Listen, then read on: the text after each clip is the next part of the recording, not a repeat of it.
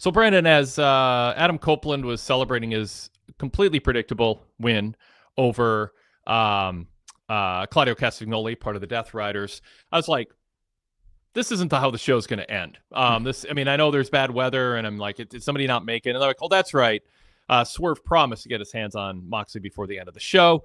So then we had the pretense of going backstage to Renee for an update on Willow's condition so the trainer could continue to poke and prod her neck in a way that looks completely phony, as all the trainer treatment does in the background of wrestling angles. Don't watch that video as a how-to if you want to be a trainer or chiropractor for kids. And then we ended up with the Death Riders attacking Swerve, throwing him into something that had broken glass and quote marks. And then they dragged his back over the broken glass, no blood, but we were supposed to be horrified. And they dragged him back to the ring, and then Yuta poured out a bucket of broken, quote, glass, unquote. And then Swerve sat up. They did a close-up at the back. No cuts, but Shivani goes, he's going to need to be stitched up. They didn't need to zoom in on that. But the idea was that Moxley was spooked because he just dished out so much punishment to Swerve, and Swerve sat up and laughed.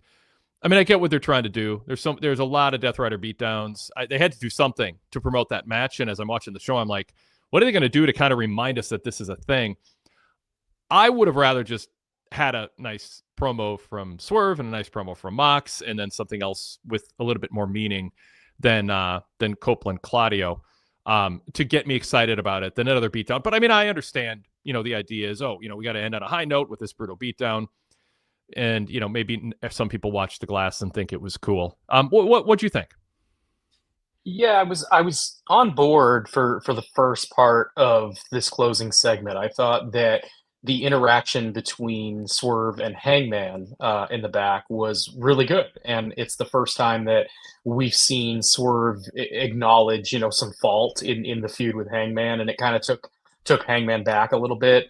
I really liked that part of the segment, but as it continued on and we got into the Death Rider stuff, I mean, throwing him into that cart in the back was fine, but the second portion, once they got him into the ring and they poured out the obviously very fake glass and zoomed in on it, it kind of took away from the segment for me. I think that it was a cool moment to have Swerve sitting up tall as the show went off the air, and have Mox, like you said, a little bit spooked going into Dynasty.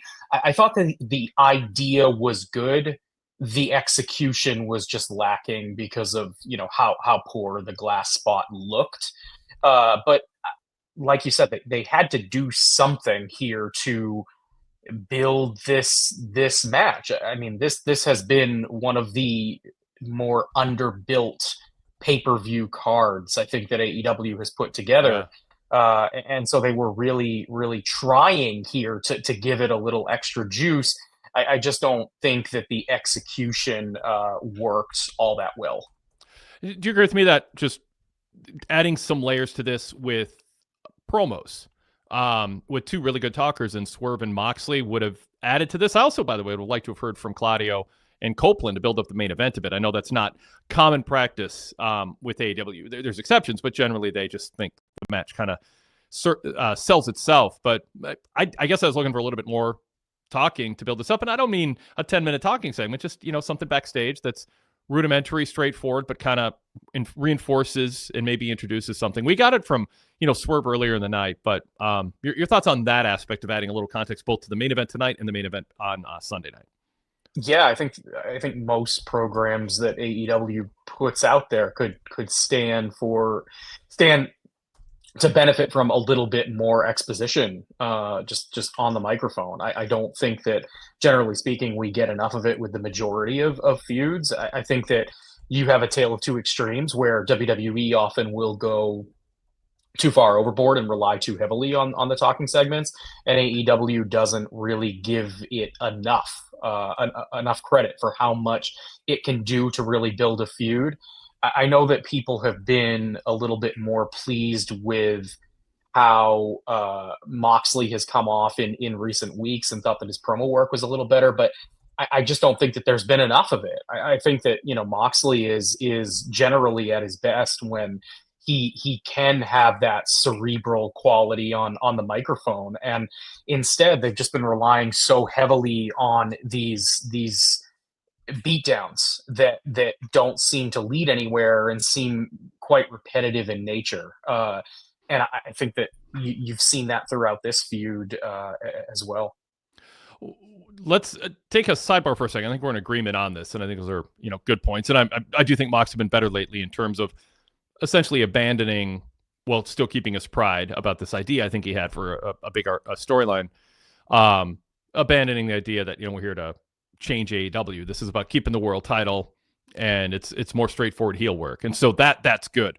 What isn't straightforward is the Swerve Hangman dynamic. I'm not quite sure. So that was inserted into this, as you mentioned, with Hangman coming up to Swerve going, "Man of my word, I'm not going to let you be world champ. You deserve to have your house burned down." And Swerve's like, "Yeah, I did," and Hangman didn't know. So what do you make of that? Is this a sign of, because fans like both Swerve and Hangman, it seems like Hangman's saying, "I'm going to cost you your chance to win the world title." Is he flagging for people he's going to interfere? And then what do you make of Swerve going, "I did deserve to have my house burned down," which sounds kind of ridiculous, and it sort of extinguishes the point of ever doing it, but it also might be needed in order to have it be believable that these two people can coexist in the backstage area. So extrapolate what you think they're going for there and if it's working. Yeah, I liked this. I thought that if you're going to try to have them exist on the same plane as baby faces at the same time, which clearly appears to be what they're looking for, because Hangman is pretty clearly established now as a babyface. I don't see or think that they are making any attempt to try to make you feel differently about Swerve right now, nor should they be.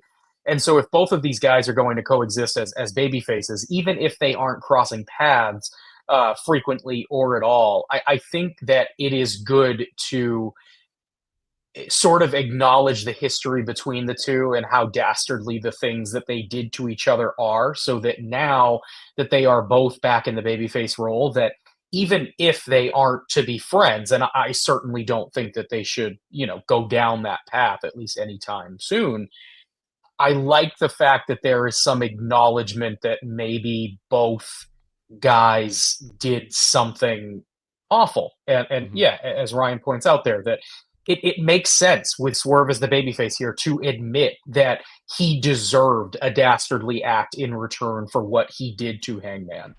And I think that it's possible that we are going to see these two face off again. I mean, there's been a lot of talk of the notion that they could be the main event of All In this year in Texas, and I think that makes a lot of sense. You have Swerve being set up as a potential winner in the Owen Hart tournament, or Hangman being set up as a potential winner, and Swerve challenging for the championship. There is certainly a path there where they meet this summer for the world title. And if that's the case, I like the idea that that chapter of their story where they are burning each other's houses down, that sort of stuff, and breaking into each other's houses, that is behind them. I like that. Yeah. So Chris Lansdell, frequent co-host here, is in the chat today, and he says, "I don't think it extinguishes the point. It reinforces Swerve's growth. He was in a bad place, but now realizes that." And like my issue here is like, he burned your house down. Like, I mean, you can be in a bad place, but they corner themselves with something, and now they are trying to get out of it. But he still burned his childhood house down, and for Swerve to say he deserved it, I mean, yes, it's a sign of growth, but that's a big thing to forgive somebody for. I don't know. Maybe it'll land. You mentioned the comment from Ryan earlier that I put up. Ryan Solorio, this is for our podcast listeners on the other side. Ryan said, "I'm glad Swerve finally admitted he was in the wrong against Hangman." My preference is they hadn't have ever done either of those things. I hated them. I hated them both at the time. Yeah. But now, what's done is done. And if you're going to stipulate to the idea that this has happened and it was stupid at the time, there really isn't any good way out of it. Yeah. So Fair. Yeah, I'm willing to I'm willing to take what they're going to give to backtrack. I the spirit of what you're saying does make sense. They know I mean, I can't wait for Bryan Danielson to show up and go, I deserve to be suffocated. I had it coming. If they're going to go down that road, but yeah, I'm still. Well, let me ask you this. What do you think happens with Hangman in terms of his involvement, if there is any, Sunday with Moxley? Because the fact that there wasn't a Swerve promo talking about what the world title means for him, and this is more, could just be a second from the top grudge match. Like it, I know the announcers hit the point. This shows how much the Death Riders value the AEW world title. But I want that final show before pay-per-view to have the babyface really talking about what it would mean to start that, to have the title, talk about the history of his previous title reign, what it would mean to take it from Moxley.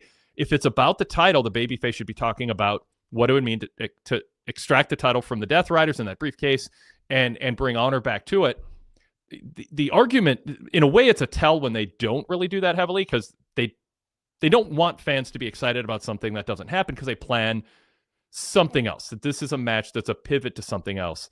In the chat, Justin D'Ambra, hello Justin, says, sounds like Adam Page will help Swerve win the belt by fighting off the rest of the Death Riders. I think they made amends in their own way by acknowledging they both went too far in the past. So, Brandon, your thoughts on that? Yeah, I mean, it's interesting, right? Like the only scenario where I think it would be plausible, believable in any way for Swerve and Hangman to truly bury the hatchet, at least temporarily, and work together for the common good, would be against the idea of the Death Riders.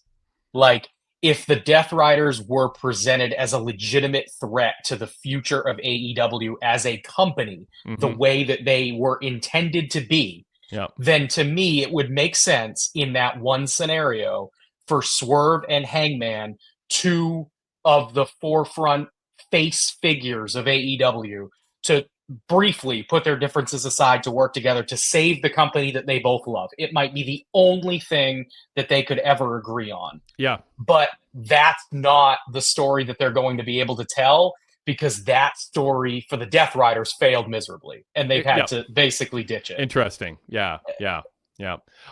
So a couple other chat comments here. Derek Mitchell says, I think the conversation between Swerve and Hangman will eventually lead to them becoming uneasy friends. We've seen many heated rivals come together down the road. And then Standard Deviation says, Nana has consistently warned Swerve that making things too personal is a reason he isn't the world champion. Nana tried to convince Swerve not to attack Moxley, and now he's at less than 100%. Mm-hmm.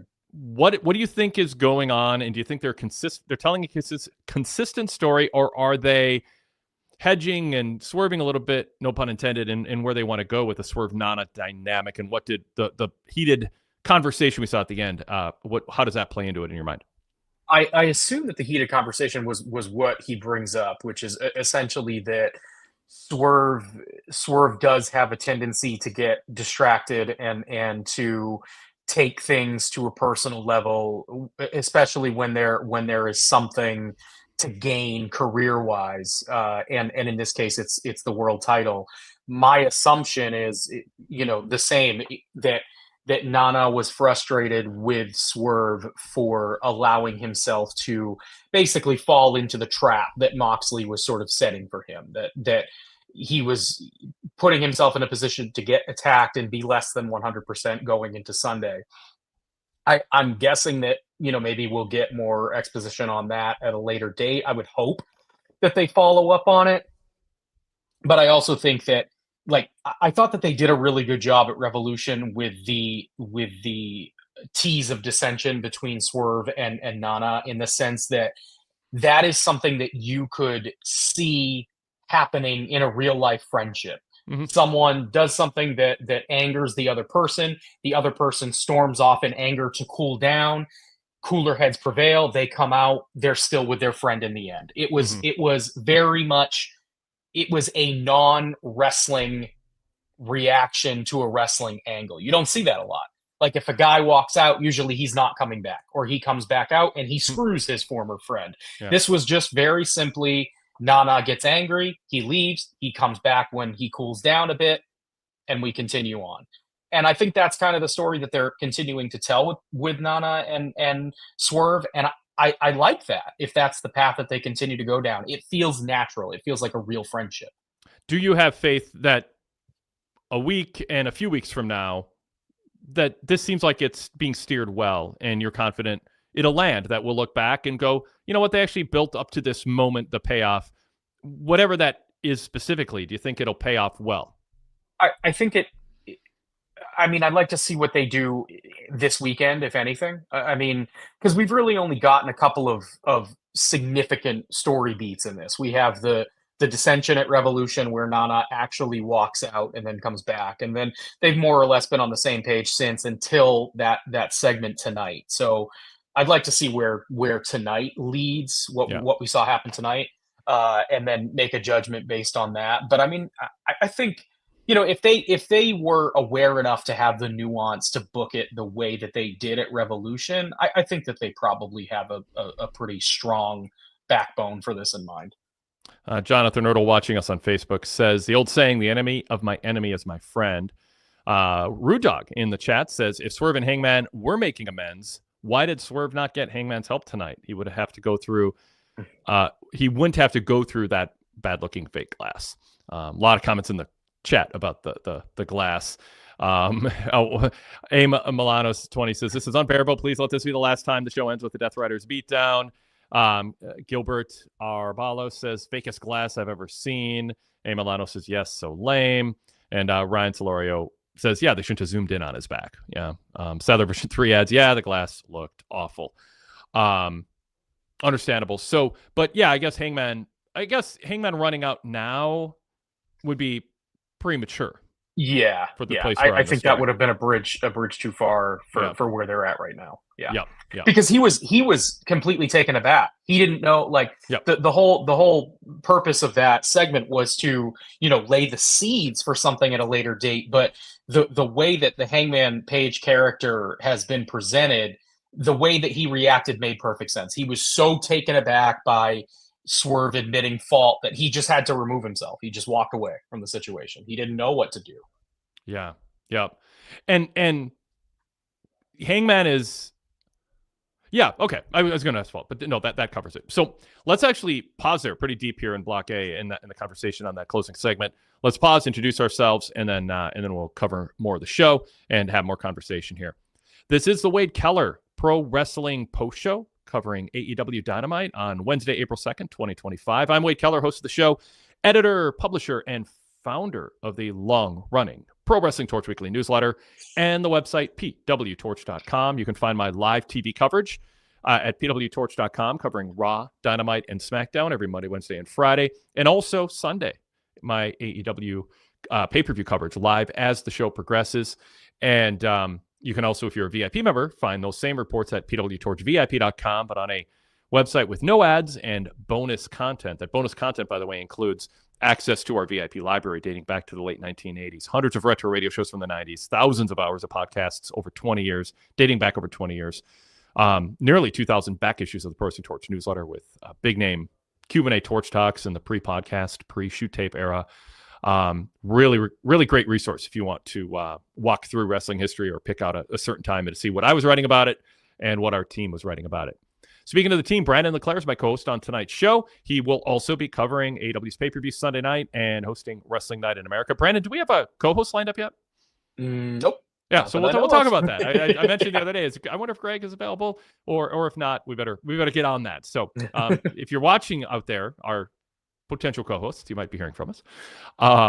We look forward to your live show. That'll be live on YouTube right here if you're watching us on YouTube on the same PW Torch channel. And then it'll also be dropped right afterwards on our podcast feed, the PW Torch Daily Cast feed. So if you're listening to us on the podcast side of things and you haven't yet, you want to subscribe to the PW Torch Daily Cast feed also.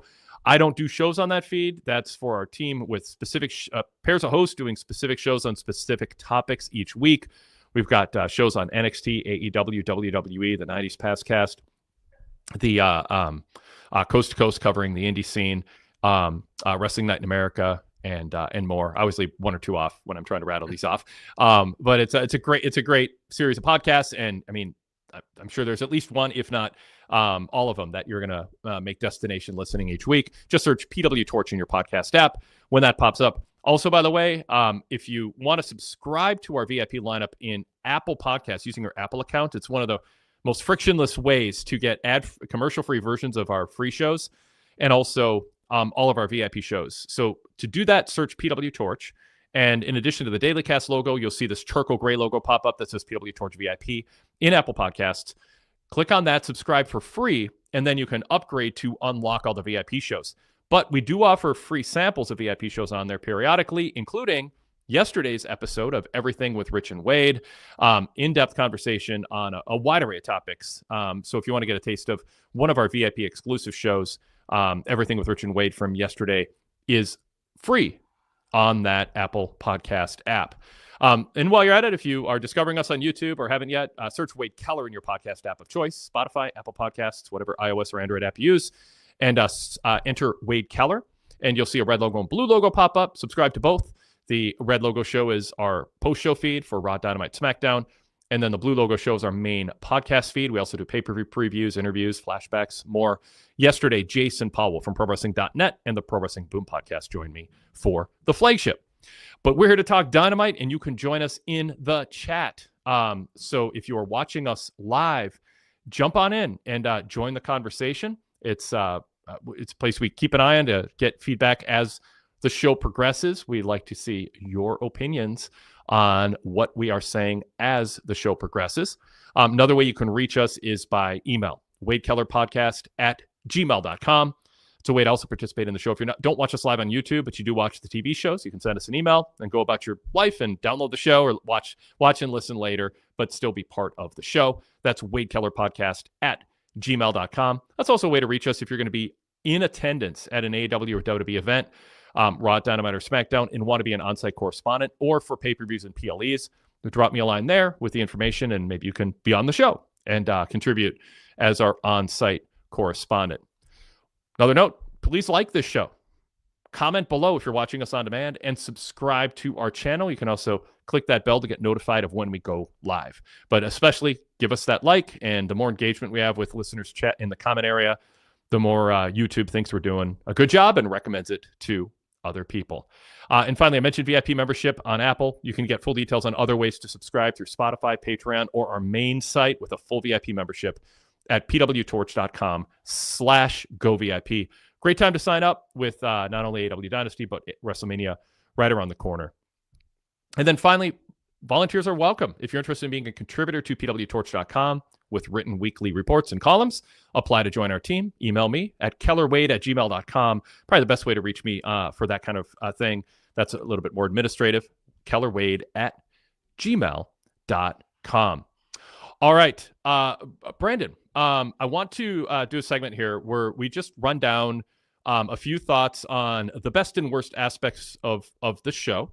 And then we're going to get back to more in-depth conversations on several of those things and get to the chat and more conversation. Was there a standout best match on this show? Was there something that even earned the title best match if we're going to make this a regular segment on tonight's show? I'll ask. I was going to load the question up, but I'll ask you first. I already semi-loaded it. Yeah, I mean, it's a hard choice, and anything that I do choose, like, I don't want to hedge, but I also don't want to say that like one thing stood head and shoulders above another, because I don't think that anything really did. Like, Yeah. I thought that for where I think Adam Copeland is in his career, I thought that the match with Claudio was good. Now, it also felt like a main event with a foregone conclusion. Like, we all knew that Copeland was going to win. He hasn't had a lot of major wins lately because of the feud with Mox, and Claudio's not really a guy that you're putting over particularly strongly. So I guess I'd go with that. But like, is it something that I would go out of my way to recommend? No. I I mean, like my second choice would be the opening mixed tag, but I thought that was clunky at times. And man, a discredit, I guess, to the camera crew there for Oh, missing Willow shoving Mox, yeah. which was like the catalyst for his retaliatory attack against her. Yes. I mean, it just Inexcusable. that was rough. Yeah. Yeah. I mean, I don't think this was a great week to introduce best match of the night. I thought Adam Copeland and Claudio was okay. I mean, I don't have complaints against it. It wasn't electric. Copeland's going to win. Claudio and Copeland are going to have a good match. When they go to commercial, Claudio's going to ground him in a mat hold. But I mean, it was fine. I don't have complaints about it. It was a nice main event. Nice main event. Brody King, Lance Archer Brody's going to win because he's in the own tournament. Lance Archer is there to be a big guy who does jobs. Went about the same length. As some of the other matches, it was shorter than the main event, but around the same length as the other matches on the show. And it wasn't bad for a big man match. And then Ospreay and Kevin Knight against Blake Christian and Lee Johnson. I'm tempted to make that best match. I just thought athletically, it was the best, and it's a close. It kind of depends on what you prefer. And Tony Storm and Penelope. I mean, it's always an adventure with Penelope. So I can't give that best match. I probably, if we don't count the squash match, probably give that worst match. But there was some clunkiness in that opener too. And I mean, as much, you can make a case, that's best match for XYZ. Also might be worst match because of XYZ. I mean, there were times where it felt like there was a mix of choreographed planned spots that looked like a bit of a dress rehearsal, followed by wrestlers standing around wondering, what are we going to do next? I mean, it had moments like that, and that took me out of it. So not the best week to introduce our best match, worst match discussion. If we're looking for this definitive thing to celebrate. So to me, I think worst match was Storm Penelope, but I also thought Storm was able to piece together what is kind of typically some inevitable clunkiness. I mean, Penelope with that super soft reverse whip of Storm into the ropes, and Storm had to generate her own momentum. That drives me nuts when that happens because it's so easily fixable. Just make it look like you're putting effort into it. And there are a number of other things like that about Ford style, often do jump out. So, what'd you think for worst match?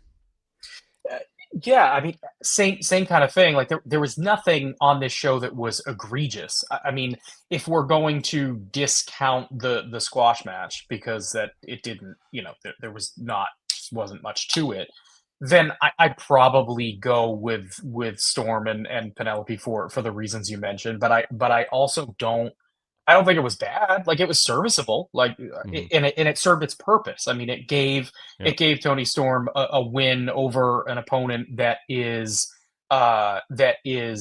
directly related to Megan Bayne that she's wrestling on Sunday. So the match made sense. There was plenty of reason for it to be there, and I don't think it was unwatchable by any stretch of the imagination. Just wasn't particularly memorable.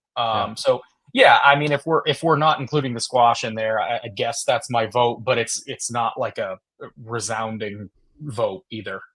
I think we should take squash matches out of the running for worst match if the only reason it's worst match is because it's a squash. A squash match in 2 minutes can be bad if there's botched moves, somebody gets hurt. I mean, whatever. I mean, it can be the worst match, but I mean, it just, to me, it's sort of off to the side as not particularly a good candidate for that. Yeah. They can serve their purpose when presented the right way. And I thought tonight was, an example of it. I think it was good for Bill and Keith, I guess. Although, I don't know. I mean, beating up a couple nameless guys as just a conduit to, cross paths with future opponents. I mean, it felt a little formulaic, and I don't know. But it was not a big deal. It was time. Yeah, it was definitely formulaic, but I actually liked, and I'm hesitant to, or are you gonna bring up the best performer next? Okay, so I'll segue into that then. Yeah, I was going to, because nothing to me stood out in a really significant way.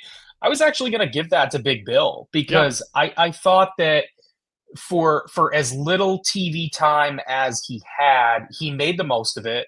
The squash match was not particularly impressive, but the moves that Big Bill was doing looked cool, and it looked like just an impressive moment for him to be throwing guys around. The toss to the outside of the ring looked great.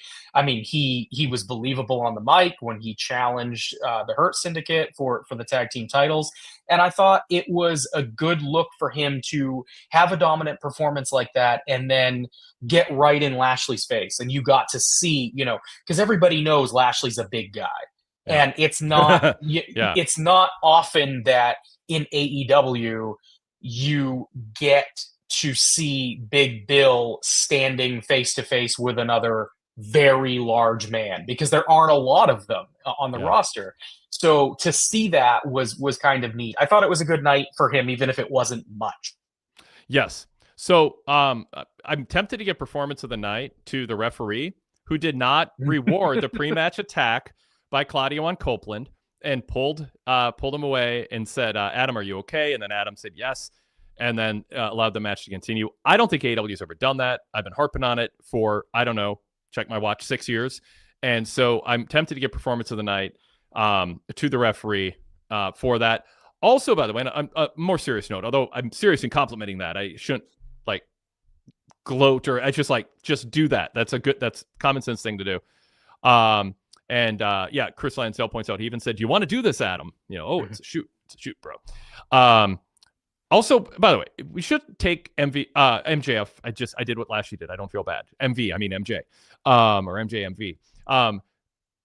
MJF is really good at what he does when he's disciplined and scaled back, and not just going for, the shock jock humor and or insults and trying to get a buzz on the internet and going on too long and not editing his material, which is him at his worst, in the sense that he's so good when he's focused, and I think with him, less is more often than not more. There's a time to do something. Mm-hmm. And tonight was less is more, and he's really good at being the smarmy, unlikable guy that you want to see get beat up. I think he should be in the running for performance of the night, even though we take for granted when he's good and he isn't doing. I don't want to punish him for not doing something that draws attention to him, undue attention to himself. He just accomplished very well, I think, what he was going for on the microphone. He knows his character. He delivered it. He, calling him Bob and the things. It played into where they're going with the storyline well. So, Brandon, your thoughts on him as a candidate for best performer of the night? Yeah, I thought it was good. My favorite moment for him tonight wasn't even anything that he did promo wise or in the ring, but it was just the smarmy way he approached that fan with the sign my sign. Mm-hmm. And I thought, okay, standard heel, you're going to take the sign and rip it. And then instead he takes the marker, and I'm thinking, okay, maybe he's going to, write something awful on the sign just to ruin it. Maybe he scribbles on it or whatever. And instead he just tosses the marker over his head, which I thought was just well done. It was creative. It was obviously just off the cuff, and it worked really well. It made perfect sense for his character. Good point. I also, just a little shout out to Will Ospreay. If I'm going to say MJF, which is a good basic heel, Will Ospreay is a good basic babyface. Coming to the ring, smiling, playing to the crowd, showing enthusiasm. He got in some nice spots as a veteran with clout. I think he gave Kevin Knight opportunities to shine also in that match. He interacted well with the heels in the match. Ospreay is good. It wasn't like a I don't think Ospreay fans are going to remember this. In fact, if you paid to see him, you might be like, that's all we get? 9 minutes of that? But what he did really well. So I'm just kind of, sometimes it's not your week to do more than just do your part well, and he did. And we could say that about Brody King in his match too. To me, my performer of the night is Dax. I love his insincere sincerity, apologizing like this.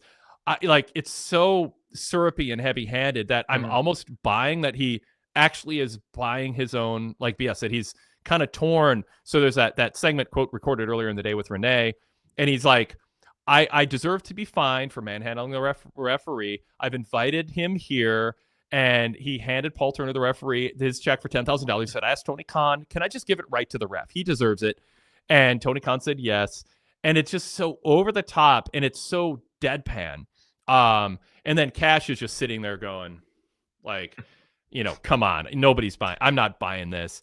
And then he's like, oh, we've been together 11 years. We're not going to let anything affect us. I thought Dax was really good in the role. I thought he was really interesting. I mean, he's good as the earnest, kind of Gunther-like babyface, but a babyface version. Like, it's the integrity of the ring and in wrestling and all of that. He's a super talented wrestler. I thought he was good. I thought Cash was good, but he just sort of had to react to him. So the way he delivered it too made me like, my first thought was like, are they not paying the referees enough? Like the way that he framed it was like, take your wife out for a nice dinner, a nice dinner. Yeah, like that's a very nice dinner. That's a very nice dinner if it's $10,000. Although after the tariffs, who knows how expensive dinner will be tomorrow. Oh God. I don't even know. All right. People are like, I'm surprised this is happening. It's like, I'm not. For 9 years, I was like, this is like, this is what you're voting for. It's anyway. All right. It's insane.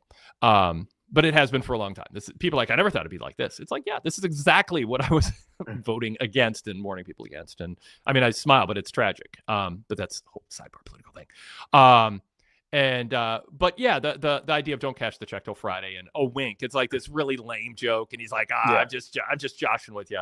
That was fun too. So have I convinced you Dax was the performer of the night?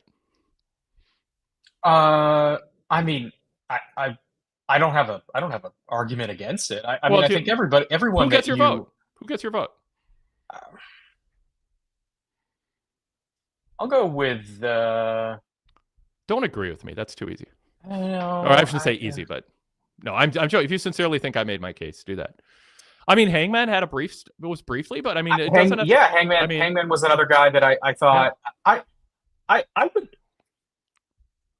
I'd probably go. I would go with MJF. I think that. I think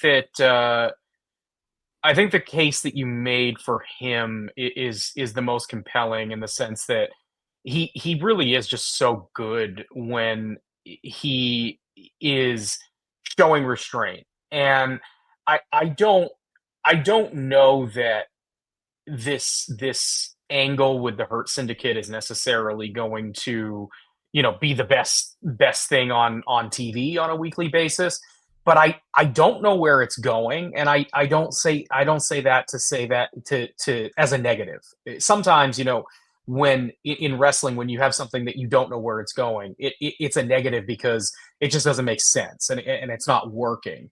This is not that. It feels like it's something that could have legs. I just don't know where they're going yet.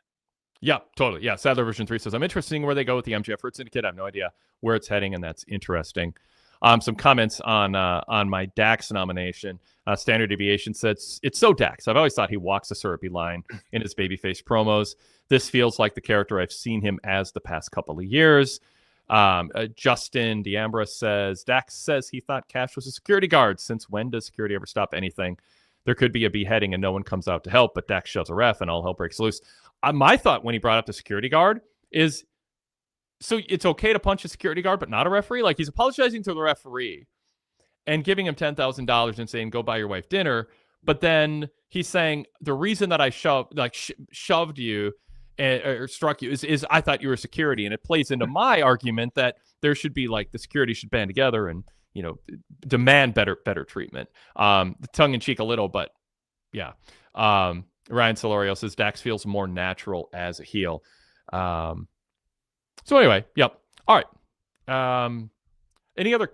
By the way, chat, if you want categories besides best and worst match and best performance, let us know.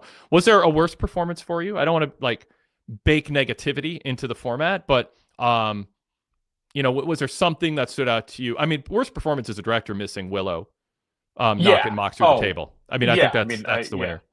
Hands down, yeah. I can't there. Even if there were notable bad performances from specific wrestlers, I don't think that anything could quite rise to the level of just blowing a spot that big. That not only is it a big spot in the match itself, but it's a spot that's going to inform your post-match angle. Yep. All right, we'll just go with that. The nameless. I don't know who is directing tonight. The nameless director. Director's chair. Just yeah. And I am David Bryan says, I'm just shocked Cash Wheeler can't afford a TV. He's not catching up on everything that's going on. Okay, cool. So we have dignitary Chris Lansdell joining us. So he's got something to say, Brandon, if he wants to join the show. So let's bring Chris in. Chris, doing a run-in, frequent co-host. You mentioned earlier this just being here is costing you a 25 because you're from Canada. It's costing you 25% more than yesterday. I'd apologize, but it's not my fault. Don't blame me. I voted for Kodos.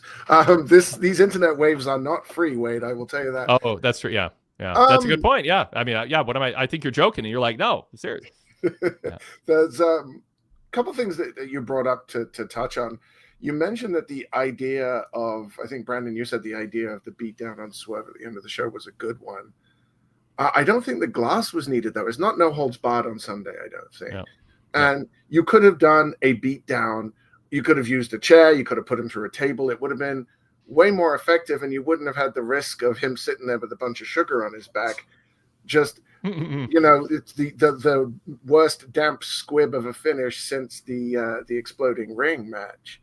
It kind of took me completely out of it. But I think that whole thing is just, I now have no reason to believe, if I'm watching the show with my brain turned off, I have no reason to believe that Swerve even has a chance to win now, because we didn't see anyone come to help him. We didn't see anybody even stand up to the Death Riders, and it's a 5-on-1. So why is it going to be any different on Sunday? Sure, we know, if we think about it, Hangman's probably going to come out, and we might even get a reverse of what happened with the Bucks when Hangman beat Omega for the title, where they sort of looked at him and nodded. And maybe we get the reverse of that, where Hangman sort of nods at Swerve, and we finally put an end to our national nightmare of Moxley holding the championship hostage. But I don't know, the whole thing just, it kind of smacked of desperation to do something with this angle before Sunday, and it just didn't, and none of it really seemed to come together for me. For those two, I'll get to the other part in a second, but I don't know. What do you think of that? Just, it felt just desperate more than quality. Well, I'll go back and underline something I said earlier. When you have a world title match main eventing a pay-per-view, I think you want, by definition, 70% of everything you talk about and build it around to be the challenger wanting to win the title from the champion. And you just can't lose sight of that. Even if you're not planning a title change, and I'm not ruling that out, but I don't think so. And even if you're doing this, the match is sort of a conduit to tell a story that's going to lead to something else for one or both of them. Don't give that away in the build. And so this, to me, like, you're talking kind of micro specifics about what tonight told you about that main event. To me, the more general thing is, it just didn't come across like, and again, I can't rule it out, but it'd be a poor job of it. Just Swerve going, this is my night. I'm getting this title back. He already cut that promo. It's, could be the counter argument, but I just don't think you should ignore that and have this feel like a personal grudge where the title is sort of an extra thing that it just happens to be there. So I wanted more of a focus on that. And now you shifted this to, Hangman Swerve, and now you're kind of, flagging or telling people, signaling to them, yeah, Hangman's going to get involved. And then the mystery is, does he help Swerve win the title? Does he stop him from winning the title? And this is a Swerve. Some people might think that. And then if that's the case, who are you supposed to root for? Does he try, but he fails? Or is he there to watch the match, but then protect him afterwards from a 4 or 5-on-1 beatdown, which he wasn't there for him tonight? Brandon, your thoughts? Yeah, I mean, when I said that it was kind of necessary for them to do something like this, I liked the skeleton of what they set out to do, in the sense that, I liked the interaction between Swerve and Hangman, kind of setting up the will they or won't they work together in the future. Is Hangman a future challenger? That sort of thing. And I liked the idea of Moxley cutting off Swerve before Swerve can find him, and they do the beatdown. But and I also liked the last scene, or the last shot of Swerve sitting up and staring down Moxley, and Moxley wondering, like, look what I did, and I can't keep this guy down. What the hell am I supposed to do? That I liked. So the skeleton of the angle I thought was really good, but the execution, the use of the glass, for example, to me was kind of, it took a lot of the bloom off the rose. So I think that they needed to, like we kind of started the show talking about, Wade, they needed to do something here because it just didn't feel like this feud had legs. I also think that by introducing Hangman, I think they're trying to get the audience to start thinking along the lines of, yeah, Swerve didn't have anybody in his corner tonight, but is Dynasty finally going to be the night when all of these roster members who Moxley has wronged over the last 6 months is this going to be when the chickens come home to roost, basically, on Moxley? So you've got the Orange Cassidys, the Darby Allens who are out there who may show up for Swerve. You also have, by and large, the most credible challenger to actually take the title off of Moxley so far since we've seen this. Obviously, my vote would be to pull that trigger because Chris called it a long national nightmare. I would agree. Yeah. A comment here from Standard Deviation in the chat is, I think the reason they did it this way is because Swerve is losing and they're setting up Swerve's out. Save the passionate, save the passionate Swerve promo from when he's about to win. That, I think, he's right, but I disagree that you should save the passionate promo from a babyface only when they're going to win, because then you're teaching people when there's going to be a title change and when there's not. And I think pro wrestling is better when you're not trying to, there's better phrasing, outsmart your own booking, but like the babyface should always be obsessed with winning the title. Like that should be their focus. That should be their not sole determination, but a primary 70% focus. I want to win this title. If you're doing a title match, the other 30% can be personal grudge and all that. You can, spice it up, whatever, vary the percentage a little bit depending on the feud. But if you just never had the babyface cut a passionate promo, and I've consistently I consistently critique this philosophy or disagree with this philosophy, which is you don't want to get fans excited about something that's not going to happen. I think the world title is the most important North Star. I'm trying to think of something less cliche-ish or whatever, but for everybody. And the more you make that feel important all the time, especially when someone has they've earned a title shot and it's within reach, that should be something they're cherishing and they're focusing on. And every time, if you do it every time, you're not going to have a title change every time, but don't give away that it's not happening, and don't make it seem like the babyface isn't focused on that. And I wouldn't go a week not having that be more of a focus. Am I overplaying that, Brandon, in terms of a thing that was sort of felt missing tonight? Because it just did feel like it's about all these other things. No, and what's interesting is that part of the critique of the Death Riders angle has been how little of it has been about the world title, and instead has been just about remaking AEW in their image, which was never really explained, whatever the purpose of the angle was to start. Mm-hmm. And so there was this disconnect between wrestlers facing Jon Moxley and Jon Moxley, because Jon Moxley wasn't talking about the title. He was talking about remaking AEW, and the wrestlers who were lining up to face him wanted to win the world title. And now the role has reversed. Moxley has stopped talking about remaking AEW in his name because they realized that was a dud, and has instead started talking about the world title. And Swerve is now the one who is making it a personal grudge. Yeah. Well, as Ryan Talaria says, I would agree with you that the world title is important, but we haven't seen it in 6 months. I wouldn't say that's beside the point, but I mean, I think you can still have a babyface won a world title. And they talk about it. They say, we think it's in that briefcase. Maybe Moxie just lost it and it got he didn't label it correctly at the airport, and he's still looking for it. And he just came up with a briefcase gimmick to hide the fact that he lost it. And what's actually in the briefcase is Shane McMahon's contract. Yes. Oh, now he said it out loud. Chris, over to you. I mean, we already know Tony Khan watches this show because of the couple of things he did tonight that we've been begging for, like an explanation of Swerve and Hangman, like checking with someone who was assaulted before the bell, and now Shane McMahon. It's not his contract; it's just actually Shane McMahon in the briefcase. He lost some weight. I do want to change tack a little bit, just because I don't think this has been brought up yet. There's a wild card in the men's Owen this year again. Yeah, we got to get into that. Notice Chris, can I pause you for a second? Just for people who are seeing us who don't know what the brackets are, do you mind if I just of course just mention it? So they announced the brackets tonight. We have the Jay White injury. There's some reports he got legitimately injured. I reached out. Do you know, Chris? Have you seen? I haven't had a chance to research online. What do you know what happened with him? I did hear from someone I know that he needs surgery. But what happened?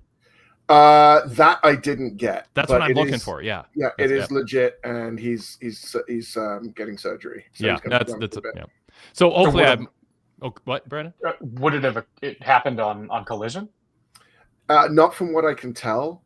Huh. I did ask, but I haven't heard back yet. But yep, that's where I am too. So I wish we had more info. Sometimes I get it live on the show or before we go live, and I haven't heard. So I don't know. Maybe it's embarrassing. Maybe no one's saying anything because it slipped getting out of the shower or something. I don't know. Well, we do know that torn labias are going around AEW because that's what happened to Juice Robinson and Tony Storm, right? One of them. So maybe it's something like that. That's terrible. So bracket wise, say that Jay White's out of the tournament. Excalibur announced he got hurt before Dynamite. Well, did he say he needs surgery? He said he'd be out for a while. He said he'd be out for a while. Yeah. And so they redid the bracket. So Block A for men is Will Ospreay against Kevin Knight and Brody King against Takeshita. Block B, Mark Briscoe against Kyle Fletcher and Hangman Page against a wild card. Always fun to speculate on brackets when you don't know who one of the wrestlers is. I mean, it's fine, but it takes away some of the ability to play it out in a conversation. And I'll just say for completion here, the women's tournament, Jamie Hayter and Billy Starks, Thunder Rosa versus Chris Statlander in Block A, Julia Hart against Mercedes Moné, and Harley Cameron against Athena, setting up a tease at least of a Mercedes Athena match in the tournament. So Chris, just now that we got that kind of out there for people who didn't see or don't recall, go ahead with your question or comment on that. Yeah, it's a two-parter. First of all, do we think they pull the trigger and have Athena beat Mercedes in the Owen, and then Mercedes costs Athena the world title shot, setting up the Athena-Mercedes feud? And then the wild card, my first thought was Josh Alexander. But do you really want to bring him in and then have to figure out who's winning between Josh Alexander and Hangman? That seems like a trap. So I don't really know who else is out there. Could you bring in Tom Pestock? I can't remember what name he's going by, but the old Baron Corbin. Could he come in for a night? That's a possibility, I guess. David Bryant, PWTorch contributor. He does very excellent and entertaining weekly column, Hits and Misses on AEW Collision, suggests, I hope it's hologram, re-debuting under the new ring name of Wildcard. I thought for a second you were suggesting that it was actually David Bryant who was going to be the wild card. No, sorry. Which, I mean, I'm all for it. That'll give us somebody in the locker room. Maybe it's Danhausen. I don't know. I'd be okay with that too. Yeah. But no, I don't know. Do you have any thoughts about who it could be? I haven't heard anything, but I wouldn't even say if I had. So I mean, Josh Alexander was speculated as just being a good guy to announce for it and enter. So I think the timing would work out on that. Commander was the wild card for in the last Continental Classic. So yeah, no, Brandon, what anyone else come to mind besides Josh? Somebody threw in the chat, Goodfella 1422 suggested maybe Darby. I'm trying to think of who's been. It wouldn't be someone who's just active every week. Why make them a wild card? It has to be somebody who's been away for a while. Maybe it's Nick Jackson. I don't know. They're facing Hangman, right? Yeah. So, see, to me, like Hangman seems like a finalist. Mm-hmm. So if it is like Josh Alexander, for example, then I think you get into the issue that you raised, Chris, which is just that. Do you want to put him in that position? I mean, do I think it's a huge deal for him to debut and lose a really competitive match to Hangman? No, but it's not ideal. I mean, it's not what I would vote for. So I don't have any ideas. I would just say I would imagine that Hangman gets past the first round, and so it's got to be somebody that you don't mind sacrificing to him. And that's the thing, because I don't know free agent wise, who's out there that would justify bringing in as a wild card. Well, you know, the chat's having fun. Shane McMahon for the wild card says Chris J. Standard Deviation says Jeff Jarrett. Someone should be banned from the chat. Ryzilla says Big Boom AJ for the wild card. It'll be Warhorse. Let's see. Serious guest, San Francisco Niners fan 23 says Jack Perry. He's been gone for a while, and Jack he could Perry's come in, be obnoxious. Hangman beats him, solidify Hangman as a babyface. Also, Baron Corbin, Bishop Dyer says Ryan Solorio. Sadler version 3 says Sammy Guevara. A fan holding up a sign. I miss Wardlow. So Darian says I tossed out Wardlow while watching to be the wild card. So anyway, those are some. We asked for ideas. That's the chat jumping in. Evil Luna says standard deviation. My favorite of that collection of names is definitely Jack Perry. I think because it's someone who unequivocally gets booed in that scenario, and also if there is disappointment that it's not a big debut, it gets transferred not onto the promotion but onto Jack Perry. I think as well, Bishop Dyer would be a good call as a one-off. He's sort of been floating around for a bit. Keith Lee is technically still under contract. That's not out of the question, I guess. I like the Wardlow suggestion as well. He's been backstage a little bit recently from what I've understood. Who else? Somebody else has been... Luchasaurus is also not far off coming back. I don't know if that makes sense for Hangman's first... I mean, I don't know. They can make that story work, but it doesn't jump out. Well, I mean, there's Christian the whole Cage. Christian thing that plays into it. Christian Cage, that's a good call. Yeah. Or even like Nick Wayne as a possibility to try and redeem himself. Jericho, please no. By the way, Ryan Solorio wants to make it clear. I wasn't suggesting Bishop Dyer. I was just answering Chris Landale's question. LOL. So, I mean, it's still a good suggestion. I think. Yeah, it can work. Yeah. Cool. Yeah. So how about on the women's bracket, Brandon? Any thoughts on that?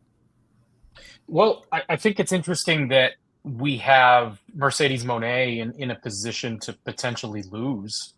I mean, not necessarily in the first round, but just in general. I mean, if she's not the one to go on to face Toni Storm and they're going to do title versus title, then she has to lose at some point. So that story is interesting to me. Obviously, adding Athena to the mix of main roster, AEW TV is intriguing, and I'm looking forward to that. I mean, people have been clamoring for that for quite a while, and I think with good reason. The women's bracket is intriguing to me. I mean, I think there's some stuff on there that could be fun. Like we don't get to see a ton of Julia Hart, and I think that character has some legs and could make waves in there. I mean, she's won been in the tournament before, but Chris Statlander, again, not someone that we've seen frequently as of late, but someone who's been trying to redefine and find herself again. That could be good too. I mean, there's a lot of women in that tournament who I think could be fun potential challengers for Toni come summertime if she is still the champion. Obviously, Toni Storm and Mercedes Moné is a money match.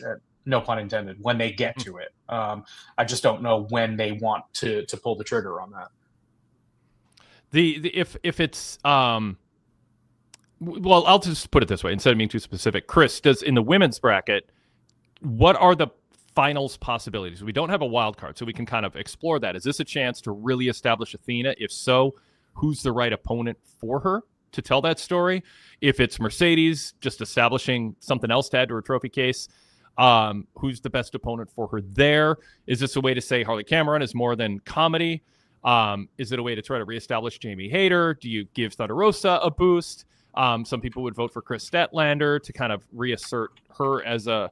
I mean, there's some parity here. I mean, I think someone might make the case for Julia Hart too. So it feels like there's a little more parity, I would say, in this tournament, even with someone like Mercedes, as she makes more money than maybe everybody else I just mentioned per year. I think the way they're pushed in terms of plausibility to win, I think different fans in different settings are going to be making their argument for different people somewhat credibly.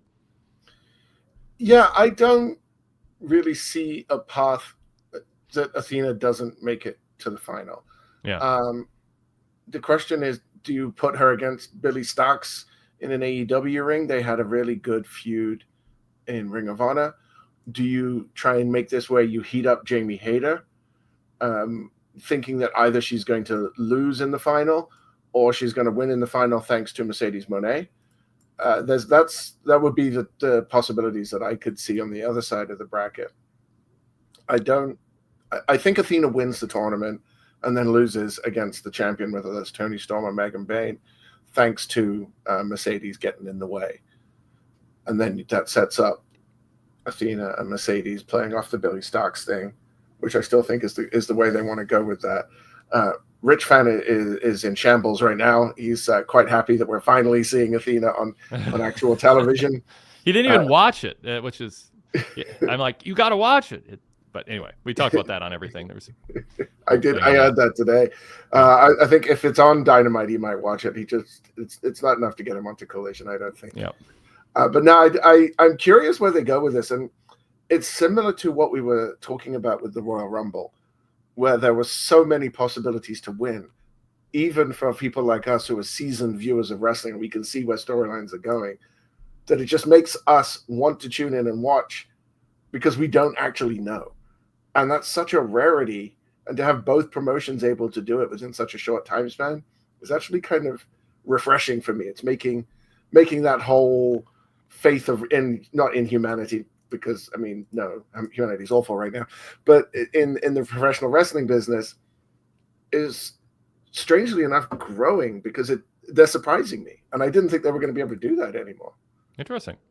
So some chat about Athena. We were kind of joking about Rich Fan wanting that for a long time and then not watching it live when it happened. Standard Deviation said Thunder versus Athena final. Standard Deviation adding Athena's return should have been hyped up a lot more. Kevin Knight got a recap, but Athena did not. Derek Mitchell says, I don't see Athena winning. I think Mercedes Moné will have help from a new faction.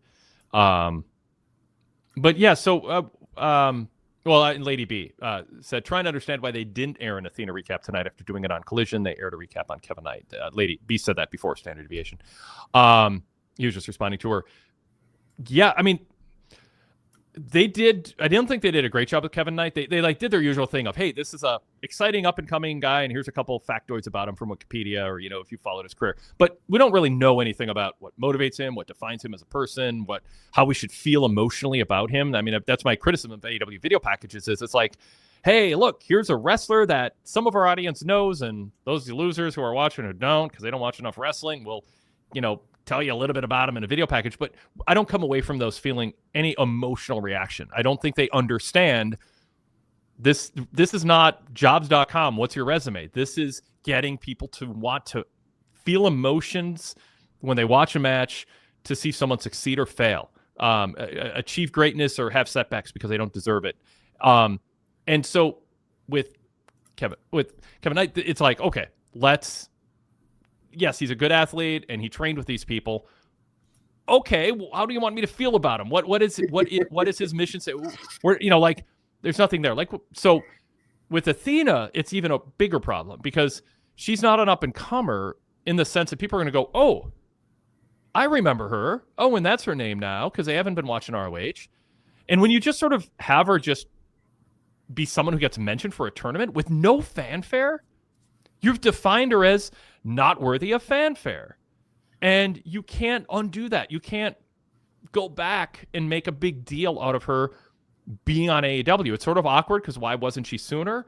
But on Dynamite with your biggest audience, that's a headline story. And I come from a journalism background, and so I've been introducing this idea in my AEW analysis.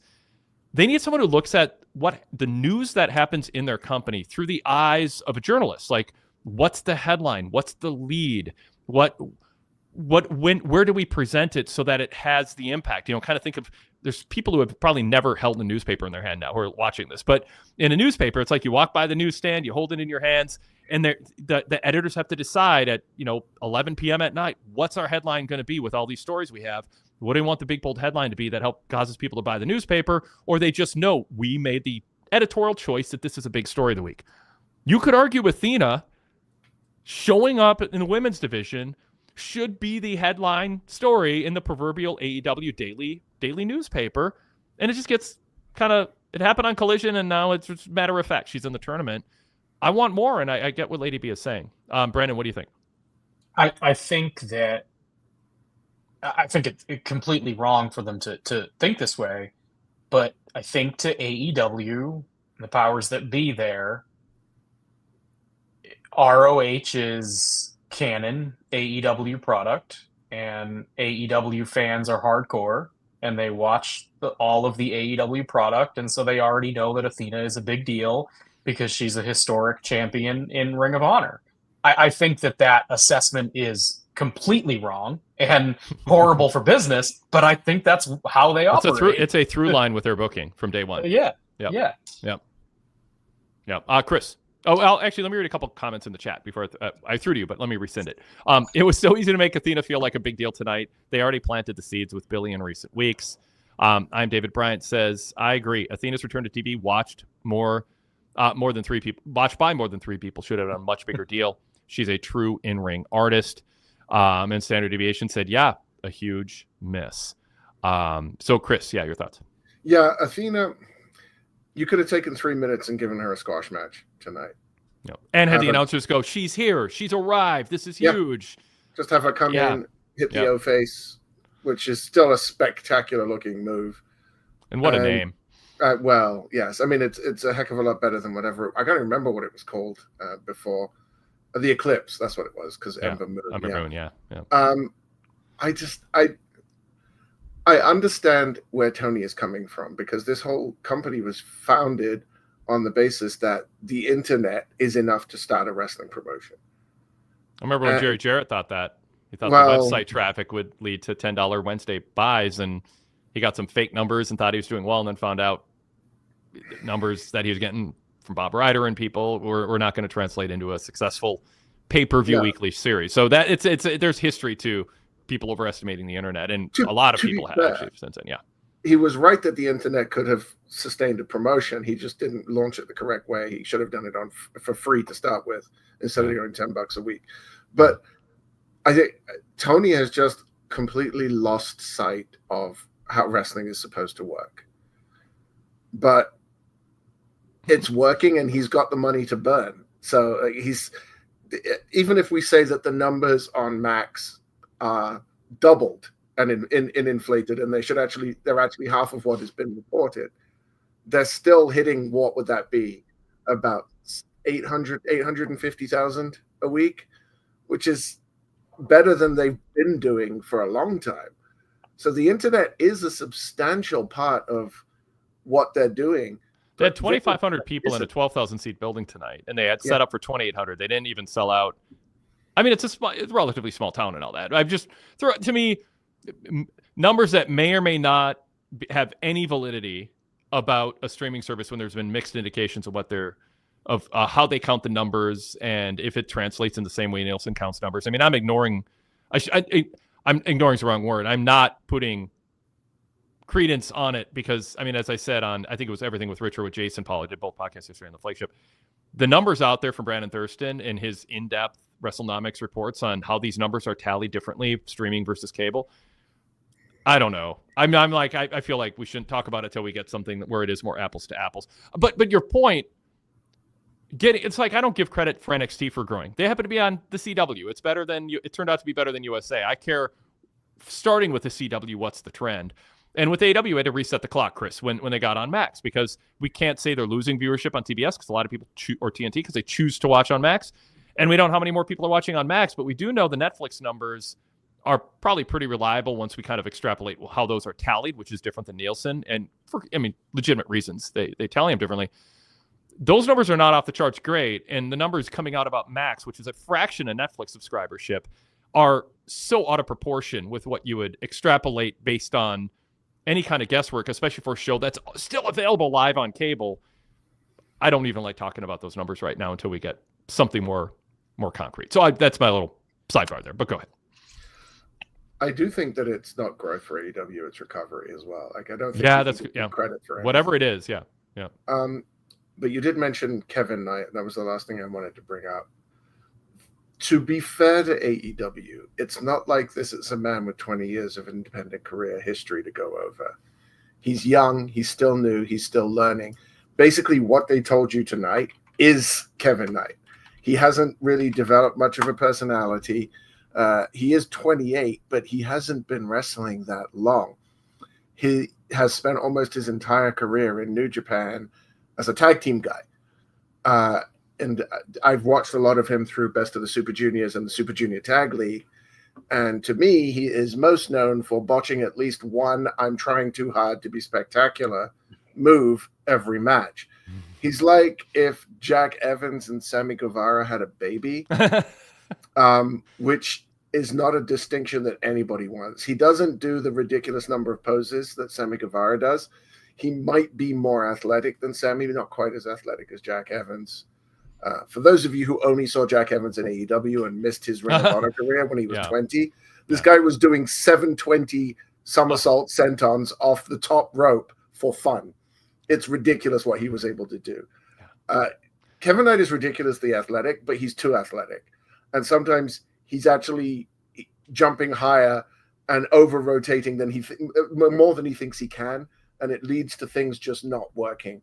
They even paired him with Kushida, who not only speaks fluent English, but is incredibly experienced, and even Kushida couldn't talk sense into him.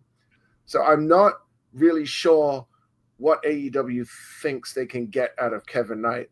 It might have been better for Knight to have gone to NXT, where they would have forced some common sense into him. Yeah. I don't know who in AEW has that firm hand to guide him and to help him understand. Will Ospreay is a good guy to help him listen, because Ospreay doesn't tend to mess up these spectacular moves. So maybe that's why they put him together tonight. I don't know, but it's a bit mind-boggling to me. He's not going to be a top-of-the-card guy by any stretch. But yeah, it's interesting. I'm excited to see where it goes to a degree. I just really hope they teach him to calm down. He's also not going to stand out because AEW is loaded with those guys. I mean, it's the same thing we said. It's the same fear that we had with Ricochet that has largely been quelled because Ricochet has a character for the first time in his career. I was just going to bring that up too, Brandon. Yeah, it's exactly. I mean, what stands out about Kevin Knight that stands out enough that alone it can be his sustenance for fans to be interested in him?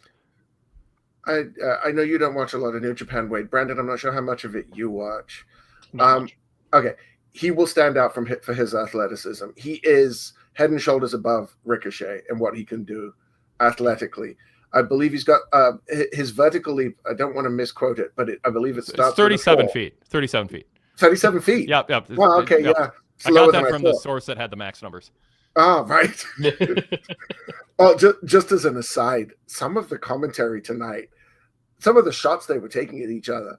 Excalibur at one point says, "You're not the only size queen here, Dawn." Yeah. I was just like, what? Excuse me. No, but athletically, he's so gifted that he will stand out because he can do things that nobody else can do. He just needs to learn what he can do repeatedly instead of, I'm going to try this because it looks fun. That's something Ricochet had to learn. It's something Ospreay had to learn.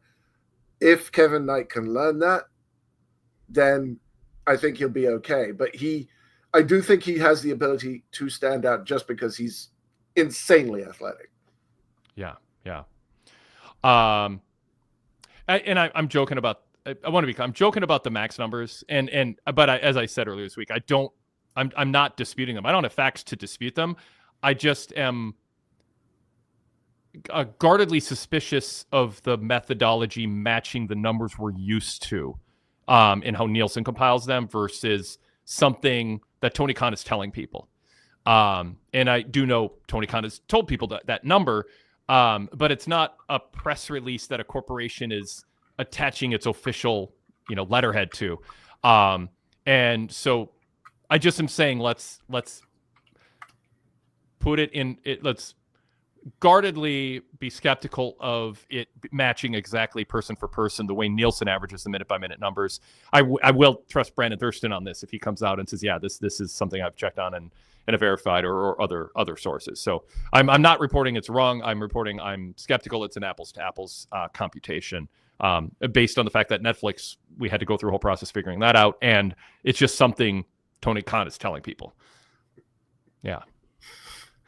All right, Chris, anything else? No, I'll leave you to finish off. I need to get to bed because it's late, and that 25% is really killing me. I need to sleep. But yeah, thanks for having me on, gents, and enjoy the rest of the show. Awesome, thanks. All right, Chris Lansdale, PWTorch contributor, writes New Japan reports for the site and is part of New Japan coverage on our podcast side of things too. Brandon, I'll throw to you for open topic discussion. I've got other things to bring up, but anything that you stands out from the show tonight that you want to bring up?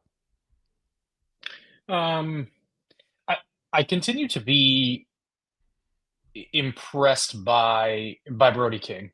I think that there is something there with him.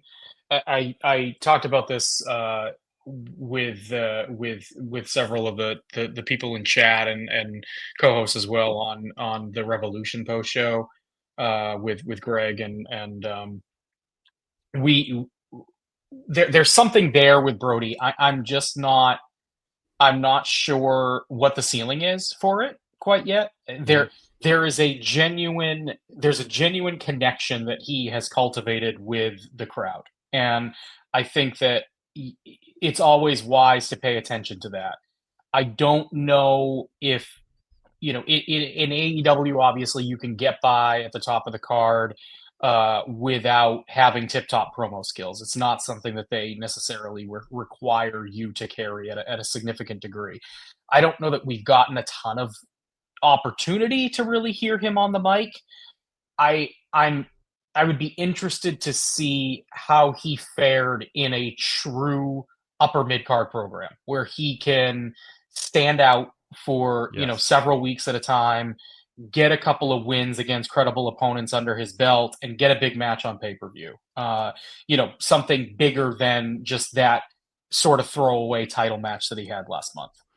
Is it too late for that? It's like I talked about Athena. You've got to... there's only so much time to define somebody, or else you have to tell a completely different story that builds them up as a big deal in front of the fans. So either they're a big deal when they arrive, or they rise up to be a big deal. So either you're the number one draft pick, or you're the third round pick who every year gets better, and now you're up for a big contract. Have they done too much to kind of tease you with that, but not really give you a sense that they even have any idea who he is or why you should care about him? He's just good for a good match, and he's a second-tier guy who will score an upset now and then, but mostly is there to, do kind of a more senior version of what Lance Archer and Brian Cage's role is. Yeah, I mean, I think they're certainly teetering on the edge of that, but I do think that given that we're just starting to see Brody outside of what the House of Black was. I mean, King was pretty much introduced under that faction, and now that they've disbanded, this is really the first that we're seeing him outside of that. I think that there's still an opportunity to see how far you can take him as a solo act, as a singles act, where he was defined at a certain position within that faction, but now that has been put to bed, I think that there's still room to see if he can find himself in that upper mid card. I don't know with how crowded the roster is that he is a guy that you can necessarily get into the main event. I would agree. Good fella in the chat saying Cope versus Brody would be a good test for that. Yeah. I like that idea quite a bit. I would say that Malachi Black's best stuff in AEW, unless you want to count what he was doing with Cody Rhodes when he first showed up, I would argue his best stuff was against Adam Copeland. So I think that testing the theory against a guy like Copeland, where Brody could and should beat him at this stage of his career, would be a good way to test it if he could survive in that spot. Another topic that I want to bring up is just what some people would call the match they're anticipating, looking forward to the most, got barely any attention. Speedball Mike Bailey, Ricochet, and Kenny Omega. I mean, no attention outside of just showing the graphic. Yeah. And I mean, so does Tony Khan look at the last 2 weeks leading into a PLE or pay-per-view and go, okay, we're going to, this week we're going to give attention to this because they flew in this week. And I don't know, maybe there was a weather issue and someone's supposed to be there and they didn't make it. So the caveat is maybe they had something planned and then had some filler or something, but to replace it. But I still think there's a way you can, scramble to come up with something to remind people other than just mentioning the match that this is happening. And to me, I just think wrestling fans are used to, if a match is if it's a top 3 or 4 match on a pay-per-view, and I think this is, you don't on the go home show not remind people and emphasize or add a twist. And it's easy to plan ahead because you can do a backdrop promo last week with Omega or Speedball. You can even have another, on site from wherever Ricochet is promo, and have just something ready to go. And it just can be coming in and out of a break. It doesn't have to be a big deal, but just reemphasize what happened last week with some fresh material. Yeah, especially, I might be less inclined to be critical of it if this were a heavier card. If Dynasty were a better promoted show with a more heavy hitting card with a lot of matches that they needed to do a lot of build for on this go home show, but it isn't. I mean, it's a really light card, so light in fact that they had to add first round matches from the Owen Hart tournament to the undercard because they just didn't have a full card. So we're already getting, a bottom half of the card that has little to no build. So to have completely to be completely devoid of any additional build for your 3-way match that is really second, I mean, at worst it's third from top of the card, is a misstep. And I do obviously lend credence to the idea that there may have been some weather issues or delays, but if that's the case and you did have something planned, then there's enough time there to pivot and get Kenny Omega or whomever, Speedball, or like you said, Ricochet, who I think is on his honeymoon, to just cut a quick promo on his phone. Just send something in. Like, especially Kenny, you're muted. And it works. I got to keep the streak alive. It works if he's for him to be away, and like you can also kind of sell the idea. Hey, I'm training at this pool. I'm training in this whatever. You turned it into a bit. Speedball Mike Bailey. What do you think about him, Brandon? Do you like him being in this match? And what do you think of him? I like what I've seen so far. I've seen Mike Bailey in the past. I've seen him wrestle locally before. I think that he's a good talent. He's a good addition to the roster. I think the roster is bloated. I mean, do they need him? No, by no stretch. I mean, there's already plenty of guys that are jockeying for position, and you've got too many titles, and there's already a bunch of talent that you're not using on a consistent basis. But he fits in. I mean, he's entertaining. He is over with the crowd. I mean, it's not a net negative by any stretch, but I just think that he is another guy in a long list of guys that are joining a very crowded field. I would have preferred a one-on-one match here between Omega and Ricochet because I think that the story is more compelling as a one-on-one feud, but I'm fine with him being in this. So, Kenny Omega, is he at this point for his return keeping his momentum going when he's so often not on the show with original material? I know he's an EVP and he's got a big contract and probably limited dates. And so more power to him in that sense, but it has an actual real world effect. And I don't know. I mean, like, I just, if you've got like Hangman and Swerve and Moxley, they're like there every week. And Tony Storm on Collision or Dynamite's there every week pretty much. I don't think Omega has reached the stature where less is more. I still think after his long time off, you want him in every week fixture. Now you could argue a little bit of Kenny on the mic goes a long way. I would argue I'd take my chance and get him reps, let him get more comfortable, let him establish a bond with the audience by being there every week and doing more. So I don't know. What do you think on that? Yeah, my preference, if Kenny is on a limited schedule, my preference would be to make him a rotational player where he is more of following the CM Punk model in WWE, where Punk is not. I mean, he's been there all the time recently, but he took some time off, for example, after Hell in a Cell was gone for a month plus, whatever it was.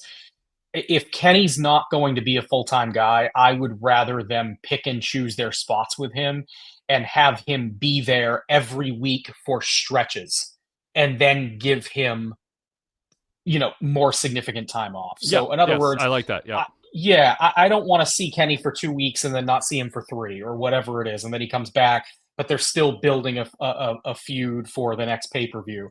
I'd rather him work a full month of TV and then disappear for a month than I would the way that they appear to be doing it. Yeah, be all in.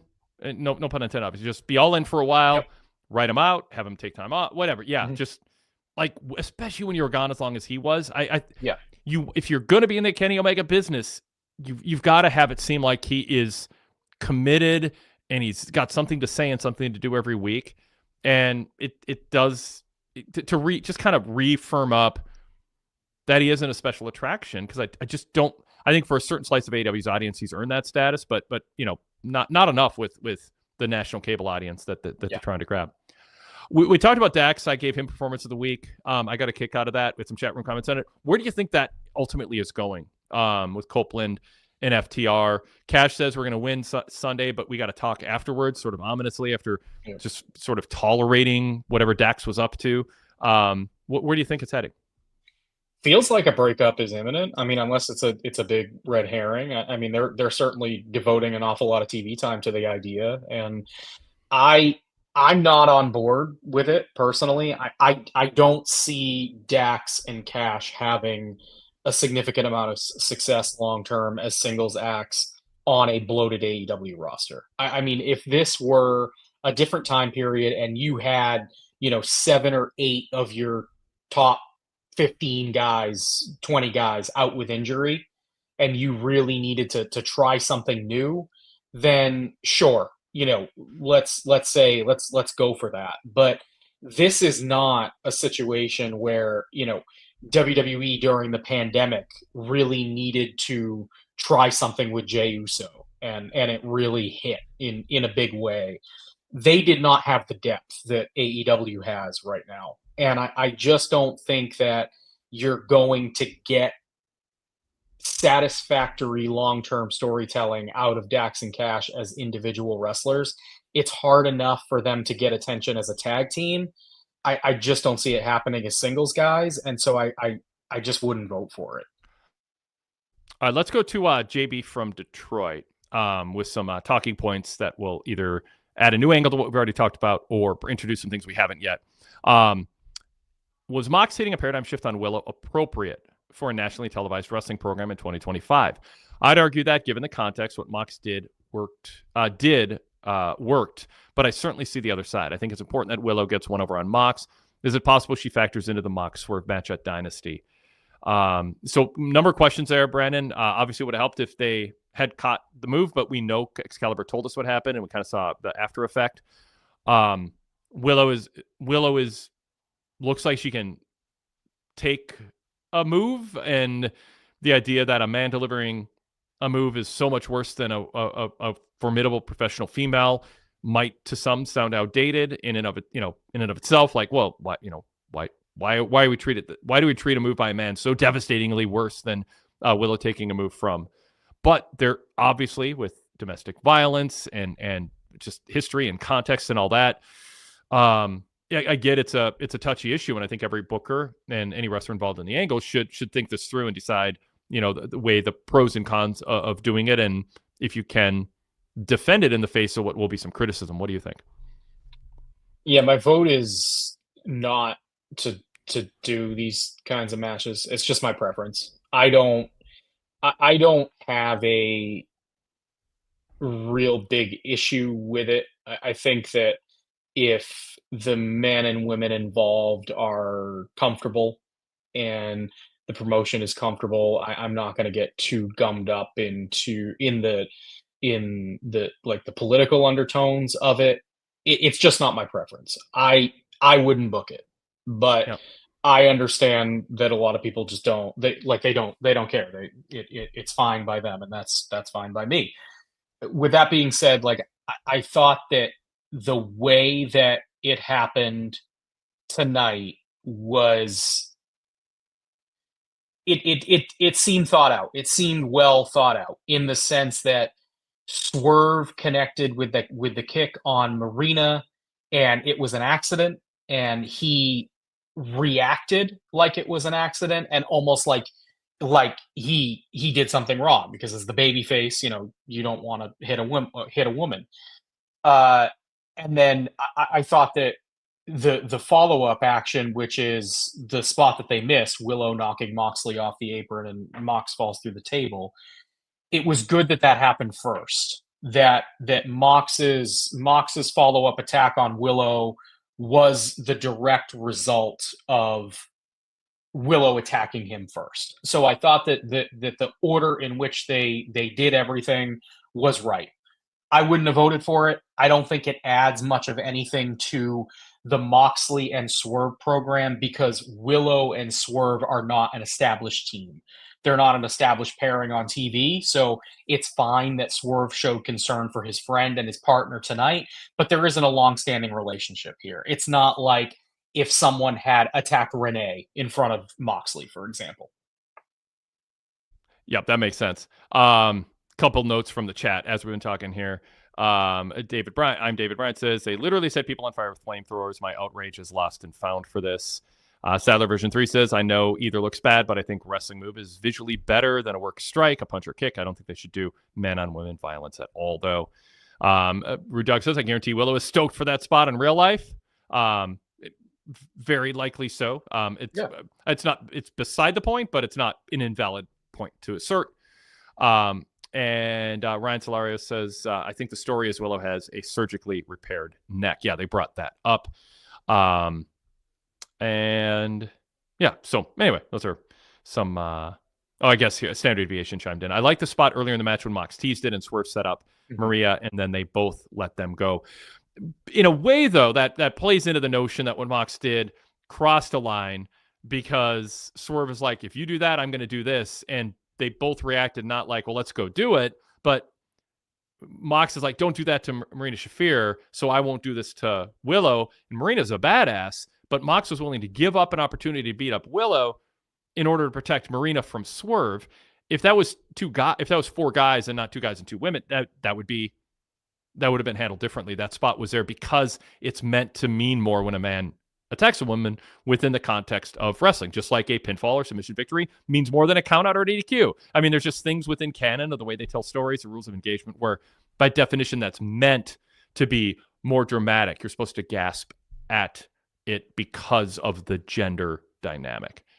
I do think, though, like from Mox's perspective, so there's sort of this unspoken agreement with Swerve. They each don't take down the partner of their opponent, but then Mox has that moment where he sees Swerve kick Marina, and then Willow knocks him through the table. So it's like a double whammy where now he feels justified in giving her the paradigm shift. Yeah, exactly. Yes, for sure. Number 2, I'm glad Dax was fined for putting his hand on a referee. This should obviously happen more often in pro wrestling. I am not banking on consistency, but it would be nice if this was a start of cleaning up some internal logic and going back to the old, a consistent through line in wrestling for a very long time was it's important for things to seem outlandish to have a baseline of rules that are enforced. So when something varies from them, it's newsworthy. It's outlandish. But if anything goes all the time, if you don't enforce tag team rules, then like in tag matches, then what's the excitement of a tornado match? It's just like you got to have a baseline structure so that when you stray from it, it feels more exciting. And AEW has not been good about honoring tag rules. No, and that's just and that's an illustrative point about a lot of things AEW does: beating up security, attacking referees, whatever. There should be, Moxley trying to suffocate Danielson to death, and then being allowed to just show up at the building and not be stopped by security, and you still get paid. And you tried to kill one of our top guys, but come on and help us draw money. I mean, it's just that wasn't it just didn't seem to be a preeminent thought in Tony Khan's mind for how he wanted to structure things. And I think it's not about, I just want things to be all orderly. I think it's structurally important for pro wrestling to work. If it feels like things, it's like if you're a kid in school, in high school, and you can take recess anytime and skip class anytime, it's not exciting when you get a day off, or it's voluntary to show up. But I don't know. My analogy isn't great there. I'm trying. But if there's structure and rules, and then you vary from it, it feels like you're getting away with something. It's less exciting if you're not getting away with something because there's no rules. And so anyway, all right. Jay White must be legitimately hurt, right? I can't think of another valid reason as to why he was suddenly taking out of the Owen storyline. Yes, I mean what I've heard during the show as we're recording is it happened days ago. They said it happened before Dynamite. Technically, everything in history happened before Dynamite. World War II happened before Dynamite, but not right before Dynamite. He got hurt, I think he broke a bone in his hand or something. I don't know. I'm hearing but it feels almost, I won't say secretive. It just isn't well known. When and under what context it happened. So we're just trying to get headline coming out of this, of course, is Wade Keller says that Jay White was injured in World War II. World War II, yes. Perfect. Yep. Yes. All right. I'll stop there before I don't want to give him more material. So yeah, White's people are bummed. I mean, I think they're going to have to rebook some things that they had planned. And I suspect we'll get more information, unless it's just embarrassing. Like I said, if Jay White's falling, in the shower, they're gonna. I mean, Anthony Edwards had a mystery hand injury, and people don't know what happened. And it's like sometimes things we don't get details. Okay, back to JB's email. At first glance, both the men's and women's own brackets pass my sniff test for strong and acceptable fields. I think women's is stronger just because the women's division is smaller and it feels like a higher percentage top names are in it. The men, it's the usual mix. It's not. I mean, where's Okada? Where's Ricochet? Where's Omega? Where's Ospreay? I could go on. It's just. I mean, there's some filler in there. Ospreay is in it, right? No. Oh yeah. I'm sorry. Yeah. Okay. Yes, yeah. I was thinking Omega when I said Ospreay. Ospreay, Kevin Knight, Brody King, Takeshita, Briscoe, Fletcher, Hangman, Wild Card, and the Wild Card could be a big name. It's not. I didn't groan. When I saw that, but like Kevin Knight getting to be in it because Jay White is out it's sort of like, okay, late substitution, give us credit, or some slack. Brody King is sort of the tournament guy, like one of these days, maybe he'll win. And really, like with how many guys they have on the roster, just kind of twiddling their thumbs. Instead of Kevin Knight, I understand like the connection there. He lost to Jay White. Jay White's the guy that was supposed to be in, but like. Perfect opportunity to give you something with a little more meat for the pay-per-view on Sunday.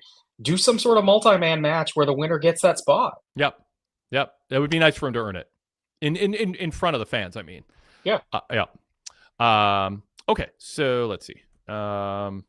Wait, before we move on from the two tournaments, I wanted to bring this up when Chris was on, but with Athena. For someone who is so highly respected and has been with the company now for several years, do you know what the creative impetus was behind relegating her to Ring of Honor, especially when the women's division was so hard up for stars for a significant period of time? Tony wanted to build anticipation until people couldn't stand it anymore, and then he'd debut her, so everyone would be excited about her facing Mercedes. He was waiting for Mercedes to get her character in line before. No, I don't. I don't know, and it's strange. And we haven't gotten a straight answer from Tony on his Q&As in that regard. Yeah, I mean, I think he's a little surprised that people. I think she snuck up on him as somebody that people cared about, and then he did just kind of wait for the right time. But it'd be speculation because it's been something we've asked about and speculated about, and we've asked about and sort of guessed, could it be this, could it be that, but I don't think we've gotten a good answer. Should the mixed tag have main evented? I get that it didn't, because if it had, we wouldn't have been able to get the medical updates on Willow and the Swerve backstage segment. Well, he answered his own question. So match order is often because of space. You wanted to have Swerve, Swerve say, I'm going to get to you by the end of the night. And that's a hook. So people would sit through Copeland and Claudio knowing what the outcome was going to be and maybe not caring. There was that sort of, once in the match, the crowd's just dead silent. And then that fan one fan starts clapping, and then they like a bunch of others start clapping for like 10 seconds. And then, I don't know, was there like a fight forever chant that lasted like 3 times before it just died? And yeah. I mean, it's just the crowd. It wasn't.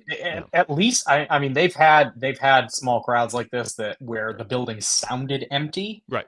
That wasn't the case here. No. It was fine. I think that the crowds have been much better in these theater type settings, although it is a sort of a strange thing to adjust to visually, given that they spent so much time in arenas. I still am baffled by the in the Northeast market how they're booking their trip to Boston. Their one trip to Boston a year, coming up here in a couple of weeks. I don't understand it, but yep. All right. It feels like AEW has awful luck with weather. They've been in a few towns during blizzards this year, including a few weeks ago in Omaha. And then they faced tornadoes and severe thunderstorms tonight, which kept Shelton Benjamin off the show. It's a conspiracy. Yeah.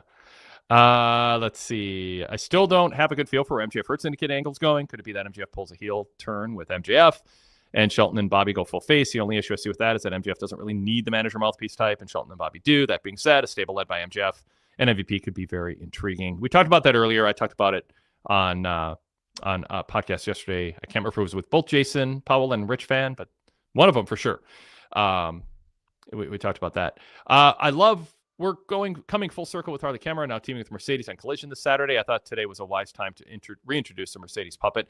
Did that work for you? And did it I don't know if humanize Mercedes is the right word, but it's what came to mind. Like her kind of standing next to her own puppet and realizing I got to coexist. And did she play off of Harley well, or did it undercut her character? Should she? Because part of me is like, she should have been more upset having to share screen time and being booked with her. And it comes across sort of gimmicky and like it doesn't, something that really was upsetting her not that long ago. Now she's like, whatever. I thought it was just pretty typical Mercedes Moné promo. Like she doesn't usually come off very natural. She didn't come off very natural here. I think that's why I said humanize. That's why humanize came to mind. Yeah. Did it. Yeah. Yeah, I was mostly just distracted by Harley's ventriloquist skills, which it was great. It's sorcery how she pulls that off. Because there's people who are professional ventriloquists I've seen, and they're awful. Mm-hmm. Yeah, it's like my puppet is talking, but my lips are not moving. No, your lips are really moving. Yeah, anyway. Don't want to throw all the ventriloquists under the bus here, but some aren't very good. AEW should have done a much better job introducing someone who I see as being important as Kevin Knight could be to AEW. Obviously, this has been a continuing problem that was talked about on the flagship with Wade and Jason this week. With all that being said, I'm really looking forward to the own tournament match between Ospreay and Knight at Dynasty on Sunday. So, yeah, I mean, got some good insight from Chris earlier on Knight and him being, I mean, that was a good, the blending and the reference to Jack Evans especially, something to keep an eye on. And Chris just going, no, he's going to jump off the page even compared to Ricochet and Ospreay and Darby and Guevara and Rey Fenix, who recently in AEW. If that's something AEW wants to build his character around, I still hope they add more to it. I want to know more about him then, because the criticism with TNA with the X Division forever is we don't really need to do build characters and tell stories. It's just all about the action. Oh my God, the athletic innovation is amazing. It's like, just because you're 170 pounds instead of 240 doesn't mean you don't have a personality that we can be invested in and care about. But in junior heavyweights, light heavyweights, cruiserweights, X Division guys, however you want to frame them. I mean, they're people too. And you can, like, someone who's really athletic, that does not have to be the only thing about them, as we're learning with Ricochet. It's been kind of fun seeing him not be treated as the athletic spot guy. Yeah. And I want that to be the case with Penta, by the way. I want Penta to be more than a guy in a mask who comes from Mexico. I want, like, let's talk about his character, like in Lucha Underground. Like, they can differentiate people in masks and not just have it be they're the mask guy who does cool moves. Yeah, I mean, my vote would still be against having these matches on Dynasty, just because I think that, you know, you're asking people to pay $50 for this card, and you're throwing on 2 first round tournament matches. It's just not, you know, it's not what I would like to see. And like, Kevin Knight and Ospreay is going to be a good match. I'm sure it's going to be crazy athletic, and they're going to do a bunch of spots. They're probably going to go about 18 minutes. There's going to be a fight forever chant. Will Ospreay's going to win? You know, like, it's just, I could do without it on a show that's probably going to run 4 hours. Yeah. All right. I disagree with the sentiment from last week's post show on the idea that we don't really know who to cheer between the Hurt Syndicate and the Learning Tree. Sure, last week Jericho dressed down Big Bill and Brian Keith, but that didn't make them more sympathetic to me. The fact that the obvious heel in Jericho embarrassed them and they still went out and fought for him made them look weak and spineless in comparison to the badass, cool Hurt Syndicate. You know, fair points, but I would still say that when you have weeks and weeks of Jericho belittling Big Bill, especially in Brian Keith, and they're showing some hints that this might get to be too much and they're building towards a breakup, and the idea is Jericho's going to be the heel. I guess if they haven't pulled the trigger on them fully breaking from Jericho yet, which is the case JB's making, fair enough. But yeah, I don't know. Any thoughts on that, Brandon? I mean, I think that the Hurt Syndicate's going to get cheered, whether they're in the babyface role or not. I mean, people just think they're cool. So yeah. I just don't know how much success they're going to be they're going to have framing them as heels if that's the move. I think that, you know, and people seem to sort of like Big Bill too, especially. Yeah. So, like, I think it's just going to be one of those matches where they're not really invested in winners and losers. They're just invested in cheering the guys they like. Yeah. Maybe I hope we get clarity, like really good clarity on Shelton, Bobby Lashley, MVP, maybe Cedric Alexander, as the chat's talking about, joins the group, and they're just full-fledged baby faces. They don't have to change, but just don't put them in situations that make us wonder or doubt or feel conflicted. And that's the issue. I think they're building up some anticipation. Oh, Big Bill's going to break with Jericho, and Big Bill's kind of funny, and I kind of like him. And I think that was the feeling. Big Bill didn't seem like this villainous heel, maybe spineless or, you know, not standing up to Jericho soon enough is an issue, but if you put him against Hurt Syndicate, and there's ambiguity about Hurt Syndicate because MVP is courting MJF, and MJF is this clearly established despicable scumbag. How do we feel about MJF or MVP wanting MJF? Well, that makes MVP sort of, I know they go way back, but, like, I'm sorry, you can take into account what MJF did the last few years as part of your decision if you want to bring him into your camp. So I still would argue there were enough mixed signals there that worked against ultimately the best landing place for Hurt Syndicate and Big Bill. And are they going to do that match on Sunday? I mean, they didn't announce it. Yeah. Well, stay tuned. There are 8 matches on the card currently. 9 seems to be what Tony Khan does. So probably. JB says, when Cope and Christian inevitably team again, I'd be lying if I said I wasn't excited for a ladder match with Copeland and Christian, the heel FTR, and Nick Wayne with Kip Sabian or Killswitch. It'll be reminiscent of tag triple threats of the Attitude Era that we got with the Hardys, Edge and Christian, and the Dudleys. Do you think that's where this is headed, Brandon? Probably. FTR heels against Christian and the former Edge. Maybe throw in, understandably, logically, Kip and Nick Wayne, and you do a big ladder match. Yeah, I mean, it doesn't feel like Copeland and Cage are going to be able to get away from each other as much as I think they probably should. I don't know. I don't know how much clamoring there is for a Edge and Christian reunion. I know, outside of maybe Edge and Christian. Yeah, I would like to have. I mean, I'm glad Edge did something separate from Christian for a while. I'd like to see like 2 more things before that Copeland Christian reunion. And I will be sad unless Christian turns on Copeland in the end, like after they're together briefly. Christian's as a heel is just so delightful and effective and a model for others to study. All right, finally, JB says, Swerve saying, I know. Oh, go ahead. Wait, the chat is mentioning, by the way, that the tag match is confirmed now. Oh, good. Okay. Yeah. Good. Yeah, good. Let's see. What else are they saying? I took my outfit for a minute. David Bryan says, I don't really want FTR to split. I love Dax's solo matches, but I'm really, really going to miss this tag team. Well, maybe I don't know where they end up on this. Let's see. All right. Well, anyway, I'll go back to JB. Swerve saying, I know, and acknowledging his past sins to Hangman was an unexpected but pleasant twist to Cap's tonight's show. Have to imagine that this is a seed being planted to unite Swerve and Hangman in some capacity as faces in the not too distant future. Yeah, we covered that quite a bit earlier in the show. Back to the chat. I think Nick Wayne would be the main loser of a Copeland Christian reunion. I mean, yeah, Nick turning babyface is cutting short his. I just wish Nick and Christian and Kip Sabian stay together longer. I'll take another 2 years of that dynamic. I think that's fun, and they can do a variety of different things. I don't think you need to. Sometimes I think wrestlers get bored before the viewers do of what they're doing. I want to do something new. I don't want to show up for work and do the same thing. It's like, no, like there's bands out there still playing the songs that were number one on the charts in 1978 because that's what the fans want. Like sometimes it's not, they don't want to hear your new stuff. I don't mean that Adam Copeland should just be doing the same stuff Edge always did. I mean in a more compact way. If Christian and Nick Wayne are like, well, we kind of did what we wanted to do. No, like I think there's more to do here. Like we can do 6 more months or another 12 months of that is my point. I don't think they should be doing it in 35 years. Brandon, anything else before we wrap up here? No, I don't think so. Yeah, I'm just glancing at if there's anything else. Oh, Scott TPA wanted to wait. Are you sitting on a new high chair or just that damn tall? I got a stand-up desk, so I've just been standing more than sitting recently. It's one of those. I think they had ads tonight for it, the Vera desk. It's been nice to be able to stand sometimes doing these shows. It's better for my back.